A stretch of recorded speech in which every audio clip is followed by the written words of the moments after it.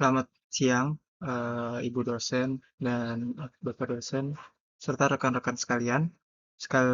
Perkenalkan nama saya Angga Apriansyah dengan NIM 41122220052. Pada kesempatan ini saya akan mempresentasikan tugas akhir ujian akhir semester mata kuliah penulisan karya ilmiah.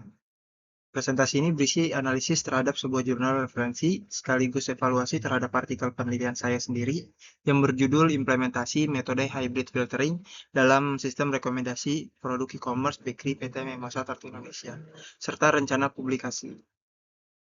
Saya mohon waktunya sekitar 10 mungkin atau sampai 15 menit. Untuk itu, mari kita mulai.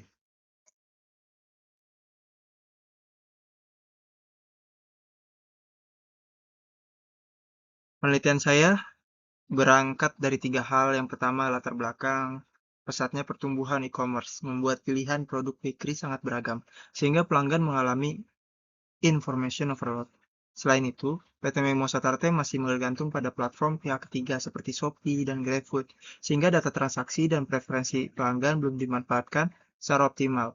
Kedua, Permasalahan utamanya adalah pelanggan sulit menemukan produk yang sesuai selera, yang berdampak pada kepuasan dan potensi penjualan. Ketiga, tujuannya.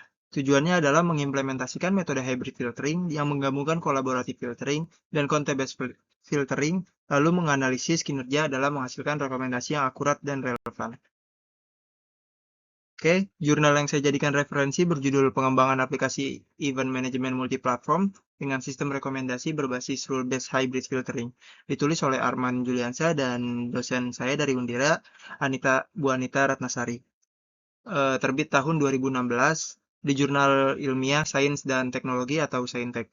Universitas Banten Jaya, volume 10 nomor 1. Metode yang digunakan adalah rule-based hybrid filtering yang menggabungkan content-based filtering, collaborative filtering, dan rule engine if-then. Sistem dikembangkan dengan Agile Kanban, backend Laravel, berbentuk classful API, dan front-end mobile Flutter.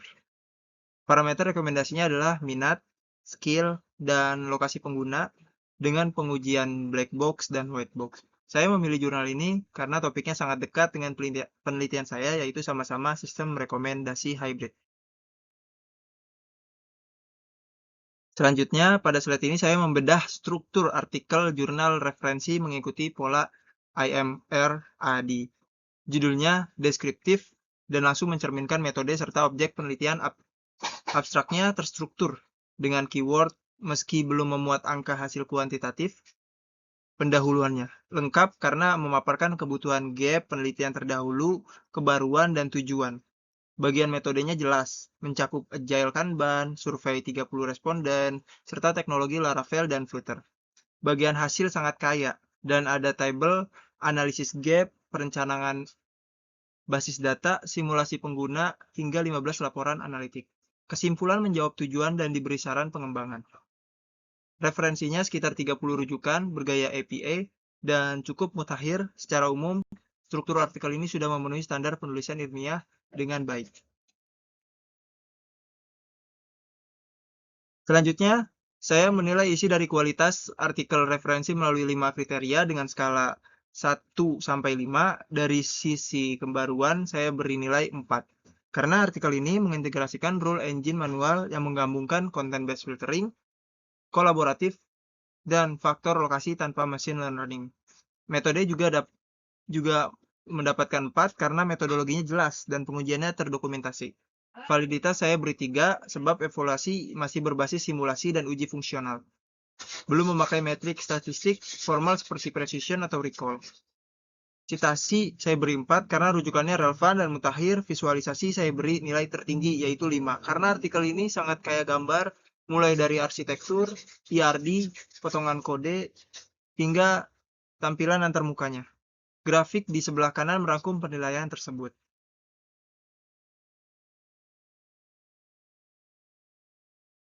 Slide ini membandingkan artikel referensi dengan artikel saya sendiri pada 5 aspek. Dari sisi struktur, artikel referensi sudah lengkap. Sementara artikel saya masih mengikuti kerangka IMRAD, namun bagian hasil dan pembahasan belum diisi. Karena saya baru mengerjakan metodologi penelitian untuk Sempro. Belum tahap tugas akhir Jadi untuk hasil dan pembahasan masih belum saya masukkan. Keduanya sama-sama hybrid filtering, hanya berbeda implementasi. Referensi memakai Laravel dan Flutter, sedangkan saya memakai PHP, CodeIgniter 4, dan MySQL. Untuk citasi, referensi memakai sekitar 30 rujukan gaya API, sedangkan saya 16 rujukan gaya IEE yang mutakhir. Perbedaan paling mencolok ada di hasil dan pembahasan. Artikel referensi menyajikan secara lengkap, sementara artikel saya belum. Inilah yang menjadi fokus perbaikan saya nanti. Meskipun belum sempurna, artikel saya memiliki sejumlah kelebihan. Pertama, topiknya relevan, aplikatif karena menjawab masalah nyata information overload pada e-commerce bakery. Kedua, landasan teorinya kuat dengan 16 referensi yang mutakhir. Yang ketiga, metodenya terstruktur dan tergambar jelas. Keempat, gaya citasinya konsisten memakai IEE sesuai standar Jurnal Teknik Informatika. Kelima, abstraknya sudah dwi bahasa, lengkap dengan kata kunci. Dan keenam, justifikasi pemilihan metode hybrid filtering yang sangat kuat karena didukung bukti keunggulannya dari banyak domain penelitian terdahulu. Namun, secara jujur, artikel saya juga memiliki kekurangan yang perlu diperbaiki. Pertama dan paling utama, bagian hasil dan pembahasan masih kosong, ditandai dengan keterangan tidak perlu yang terdapat di jurnal saya, sehingga inti kontribusi penelitian belum terbukti. Kedua, belum ada metrik evaluasi seperti precision, recall, atau MIA, sehingga klaim lebih akurat belum terukur. Ketiga, minim visual, hasil seperti tampilan antarmuka atau grafik pengujian. Keempat, dataset yang digunakan tidak jelas, dijelaskan jumlah maupun sumbernya. Kelima, pembobotan penggabungan konten base dan kolaboratif belum dirinci secara teknis. Dan keenam, kesimpulan sudah mengklaim hasil yang sebenarnya belum tersaji di bagian artikel. Semua ini menjadi catatan penting untuk perbaikan. Berdasarkan kekurangan tadi, saya menyusun usulan perbaikan dalam 3 kolom. Kondisi saat ini, perbaikan dan dampaknya. Pertama, bagian hasil dan pembahasan yang kosong akan saya isi dengan hasil implementasi dan analisis, sehingga artikel menjadi utuh dan layak terbit. Kedua, ketiadaan metrik akan diperbaiki dengan menambah precision, recall, atau MAI beserta tabel pengujian agar klaim akurasi terbukti objektif. Ketiga, saya akan menambahkan visual seperti tampilan antarmuka, arsitektur, dan grafik untuk meningkatkan kredibilitas. Keempat, dataset akan dijelaskan jumlah sumbernya supaya penelitian dapat diproduksi. Lalu yang kelima, formula pembobotan hybrid akan dirinci agar metode lebih transparan. Untuk publikasi, jurnal target yang paling sesuai menurut saya adalah JTC, Jurnal Teknik Informatika dan Sistem Informasi, dari Universitas Kristen Maranatha. Jurnal ini terakreditasi Sinta 3. Ada 4 alasan utama. Pertama, skopnya mencakup Artificial Intelligence, Machine Learning, E-commerce, Information Retrieval, dan Decision Support System, yang semuanya beririsan dengan topik sistem rekomendasi saya. Kedua, gaya citasi IEE sama persis dengan artikel saya, jadi tidak perlu konversi. Lalu yang ketiga, biaya publikasinya gratis, sangat cocok untuk mahasiswa. Dan yang terakhir, keempat, batas similarity-nya 25%. Informasi ini sangat saya verifikasi langsung dari situs resmi JTC. Slide ini menjelaskan lebih detail mengapa skop JTC cocok dengan penelitian saya. Pertama, sistem rekomendasi adalah bagian dari Artificial Intelligence dan Machine Learning, yang termasuk fokus jurnal. Kedua, objek penelitian saya yaitu e-commerce bakery, masuk kategori Electronic System atau e-commerce yang tercantum eksplisit di skop. Ketiga, metode hybrid filtering beririsan dengan data analytics dan decision support system. Lalu yang keempat, dan ini bukti konkret, salah satu referensi artikel saya, yaitu referensi nomor 16, justru berasal dari JTC, sehingga kesesuaian topik benar-benar terkonfirmasi. Lalu yang kelima, level Sinta 3 cukup realistis dan sesuai untuk artikel mahasiswa S1 yang bersifat aplikatif. Gaya citasi yang digunakan adalah IEE style yang menandai rujukan dengan nomor dan tanda kurung siku. Di sebelah kanan ada dua contoh. Contoh pertama adalah citasi dalam teks di mana rujukan ditulis dengan nomor seperti kurung 5 di akhir kalimat. Contoh kedua adalah entry daftar pustaka lengkap yang mencantumkan nomor, nama penulis, judul, nama jurnal yang disingkat, volume, nomor, halaman, tahun, dan DOI. Yang penting, artikel saya sudah memakai gaya IEE ini sehingga saat submit ke UTC saya tidak perlu melengkapi konversi gaya sitasi. Ini menghemat waktu dan mengurangi resiko kesalahan format. Mengenai biaya publikasi atau article processing charge, ini kabar baik karena UTC tidak memungut biaya sama sekali atau gratis. Jurnal ini bersifat open access, tidak ada biaya saat submit naskah, dan tidak ada biaya saat naskah diterima dan diterbitkan.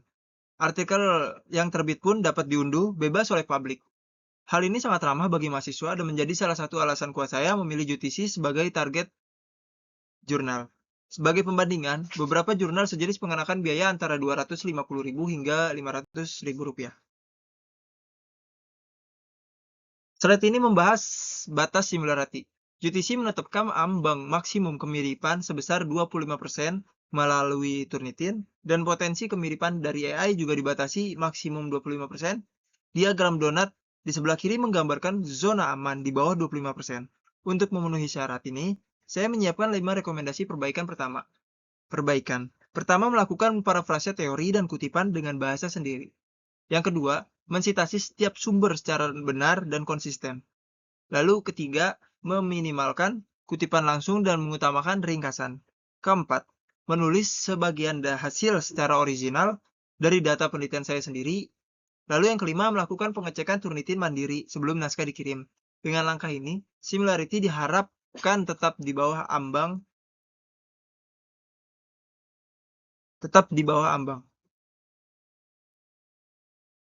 Lalu sebagai penutup, saya rangkum hasil analisis pertama. Jurnal referensi dari Saintek Unbaja terstruktur baik dan kaya visual sehingga layak menjadi model penulisan ilmiah. Kedua, artikel saya unggul pada latar belakang, metode, dan gaya citasi IEE, tetapi bagian hasil dan pembahasan belum lengkap dan belum ada matriks evaluasi. Ketiga, jurnal target UTC yang sesuai dari sisi scoop, gaya citasi, biaya gratis, dan batas similarity. Adapun rencana perbaikan saya ada 4, melengkapi hasil dan pembahasan dengan metrik evaluasi, menambahkan visual dan detail dataset, berinci pembobotan hybrid, serta menjaga similarity di bawah 25% sebelum disubmit ke UTC. Demikian presentasi saya. Terima kasih atas perhatiannya dan saya siap menerima pertanyaan apapun atau masukan apapun. Terima kasih. Kurang lebihnya mohon maaf. Assalamualaikum warahmatullahi wabarakatuh.